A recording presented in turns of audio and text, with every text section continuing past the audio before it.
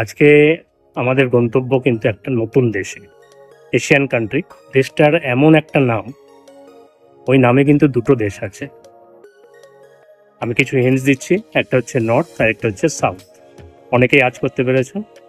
Yes, আমরা যাচ্ছি দক্ষিণ কোরিয়া বা south Korea, Republic of Korea. তো আমরা পৌঁছে গেছি এখন মুম্বাই টার্মিনাল 2 এয়ারপোর্টে। আজকের তারিখ হচ্ছে 26শে আগস্ট 2024। বোম্বে থেকে আমার ফ্লাইট দিল্লি হয়ে তারপর সোলে যাবে। সোলে আমি ইনসন এয়ারপোর্টে নামবো, যার কোড হচ্ছে ICN। বোম্বে থেকে আমার ফ্লাইট হচ্ছে সন্ধ্যে 7টার সময়। দিল্লিতে পৌঁছবে মানে 2.25 ঘন্টা টাইম নেবে, 9:15। কিন্তু দিল্লিতে আমার লে ওভার আছে নিয়ার অ্যাবাউট 3 আওয়ার্স, মানে 2 ঘন্টা 50 মিনিট আমায় লে ওভার করতে হবে ওখানে। ওখান থেকে আবার বা এয়ার ইন্ডিয়ার ফ্লাইটেই কিন্তু আমরা যাব সোলে। আমরা বলতে আমি, আমার মিসেস এবং আমার ডটার। আজকের তারিখ 26শে আগস্ট। আমার রিটার্ন হচ্ছে বোম্বেতে 8ই সেপ্টেম্বর। আবার ভায়া দিল্লি হয়ে আসবো এয়ার ইন্ডিয়া ফ্লাইটে করে। তো খিদে পেয়ে গেছে জোর। এখন বাজে 4:30। তো আমাদের ফ্লাইট কিন্তু 7টার সময়। পেছনে ওই যে রেস্টুরেন্টটা দেখা যাচ্ছে, ওখান থেকে আমরা খাবারের অর্ডার দিয়েছি। আমরা 1 প্লেট পাও ভাজি, তার সঙ্গে 3টে পাও আসবে, 2টো পাও এক্সট্রা নিয়েছি, আর একটা ভেজ থালি নিয়েছি। টোটাল পড়লো 1187 টাকা ট্যাক্স নিয়ে। খাবারের দাম পড়লো 1187 টাকা।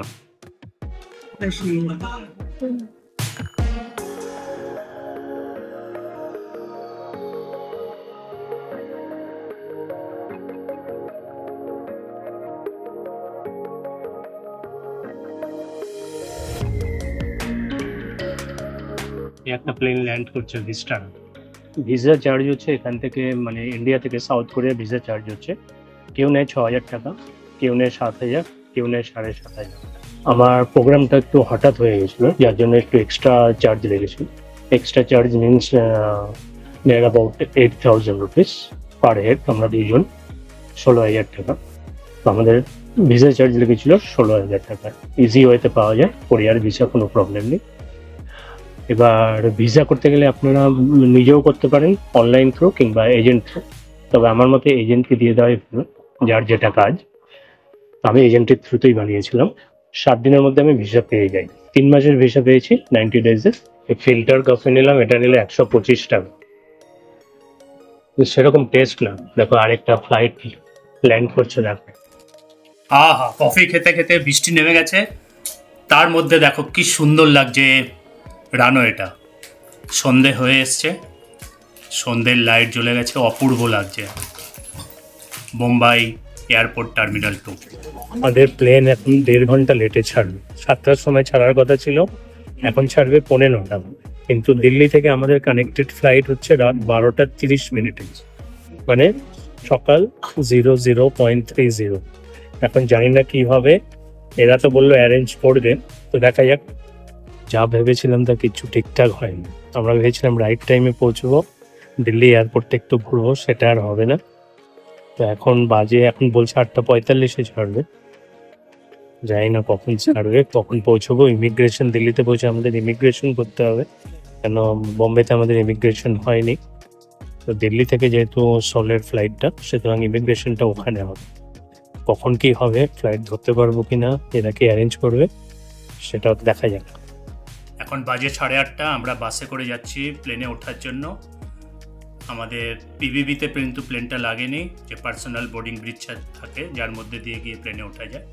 তো আমরা বাসে করে গিয়ে, আমাদের এই প্লেন দাঁড়িয়ে রয়েছে এয়ার ইন্ডিয়া ফ্লাইট, এখানে উঠে আমরা যাব দিল্লি। তারপর যাব দিল্লি থেকে সোল। कमान में है और फ्लाइट डेक में उनके साथ है कैप्टन यश बोकाडे। প্লেনে বসে গেছি। প্লেনটা কিন্তু 8:45 হয়, অনেকক্ষণ বেজে গেছে। এখন বাজে 9:10। হচ্ছে সিটিং অ্যারেঞ্জমেন্ট। আমরা যাচ্ছি এয়ার ইন্ডিয়া বোম্বে থেকে দিল্লিতে। সিটিং অ্যারেঞ্জমেন্ট হচ্ছে 333, মানে 1 রোতে টোটাল 9খানা সিট। খাবার এসে গেছে, আমরা নিয়েছিলাম ভেজ। পৌঁছে গেছি দিল্লি এয়ারপোর্টে। তো আমাদের একজন লোককে ডিপ্লয় করা হয়েছে এয়ার ইন্ডিয়ার তরফ থেকে। সে কিন্তু আমাদের নিয়ে যাচ্ছে এয়ার ইন্ডিয়ার দিল্লি ফ্লাইট ধরার জন্য, যাতে আমাদের আর লেট না হয়। আমাদের জন্য প্লেনটা দাঁড়িয়ে রয়েছে, তারা বলল খুব তাড়াতাড়ি হাঁটতে হবে, অনেকটা দূর, কোনো গল্ফ কার্ট নেই, অসুবিধা কিন্তু অনেকটাই হয়েছিল। আমাদের জন্য প্লেন দাঁড়িয়ে আছে, আমাদের ডটার একটা বন্ধু আর আমরা তিনজন। বাজে 12:30, মানে 12:30টার সময় আমাদের প্লেনটা ছাড়ে। Settle in at 12. Should it fail to inflate, blow into the tube. Each rifle has a light which gets activated when the battery... Dear guests, we are now ready to take off. Please place your hand baggage in the overhead bins or windows should be set to clear. We request our business class guests not to place personal air hostess এসে গেছেন, খাবারের order নিচ্ছেন। রাতের flight, আমরা কিন্তু কালকে Korean টাইমে সকাল 11টায় ল্যান্ড করব কোরিয়াতে। খাবারে ভেজ নন ভেজ দুটোই আছে। এটা একটা গিফট প্যাক এয়ার ইন্ডিয়ার থেকে। এর মধ্যে একটা ব্যাগ আছে, এই ব্যাগটা নীল কালারের। ক্রিম আছে, হচ্ছে হ্যান্ড ক্রিম, লিপ বাম, আর আছে মুজো এবং আই মাস্ক। এই প্রোডাক্টগুলো কিন্তু নন রিটার্নেবল, আমরা সাথে নিয়েই বেরিয়েছিলাম, রিটার্ন করিনি। খাবার চলে এসছে, আমি কিন্তু ভেজ নিয়েছিলাম। পৌঁছে গেছি Seoul airport, South Korea, Republic of Korea. কত পরিষ্কার লাগছে, সুন্দর লাগছে, খালি খালি লাগছে। বেল্ট দেখা যাচ্ছে সামনে, আমাদের হেঁটে ইমিগ্রেশন করে তারপর বেল্টের এখানে আসতে হয়েছে।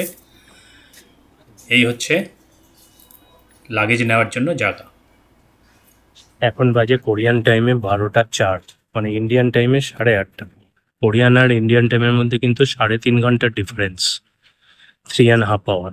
মানে এখন বাজে হচ্ছে 12:05 দুপুর কোরিয়ান টাইমে, আর কিন্তু ইন্ডিয়ার টাইম হচ্ছে এখন 8:35।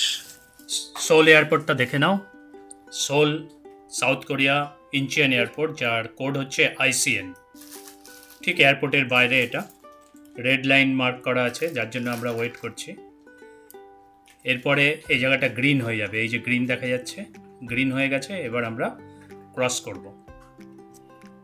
এখানে কিন্তু অনেক সিস্টেমেটিক ওয়েতে আমাদের হাঁটা। গতকাল মানে 26শে আগস্ট আমরা বোম্বে থেকে বেরিয়েছিলাম দুপুর 1টার সময়, আর এখন আজকে 27শে আগস্ট। এখন টাইম হচ্ছে ইন্ডিয়ার টাইমে 9টা, মানে প্রায় 20 ঘন্টা হয়ে গেছে আমাদের কোরিয়া পৌঁছতে, সাউথ কোরিয়া। এখন আমরা ট্যাক্সি বুক করেছি, ট্যাক্সি করে আমার মেয়ে যেখানে থাকে সেখানে গেলাম।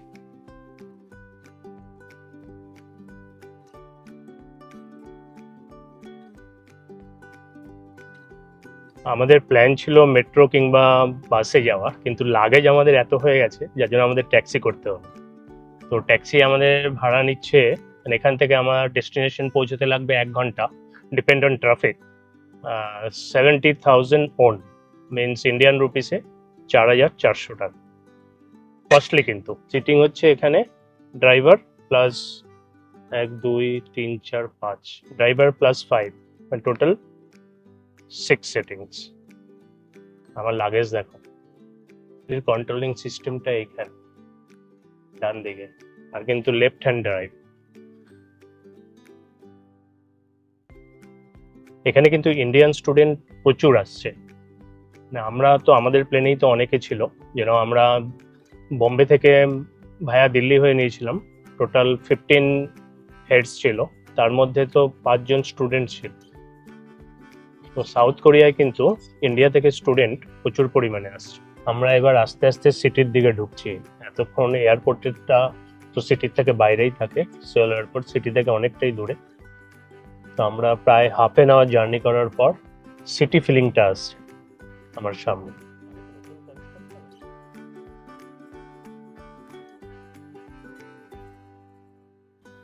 সামনে যে কালো ডান দিকে গাড়িটা দেখা যাচ্ছে, এরকমই জাম্বো ট্যাক্সিতে কিন্তু আমরা ট্রাভেল করছি।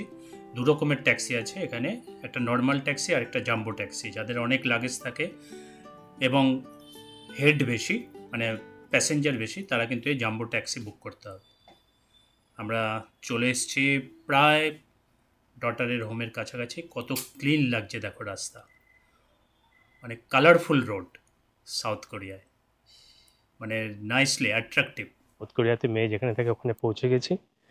ইন্ডিয়া থেকে সাউথ কোরিয়া পার্ট 1 ভিডিওটা এখানেই শেষ হলো, মানে আমি এখানেই শেষ করলাম। সাউথ কোরিয়া অনেকগুলো পার্ট থাকবে, সেগুলো আপনারা দেখবেন। যে সমস্ত জায়গায় ঘুরবো পুরোটাই শেয়ার করব। আপনারা যদি ভালো লাগে লাইক, সাবস্ক্রাইব, শেয়ার করবেন আর বেল আইকনটি প্রেস করে দেবেন। কমেন্ট করতে ভুলবেন না। দেখা হচ্ছে নেক্সট ভিডিও। বাই।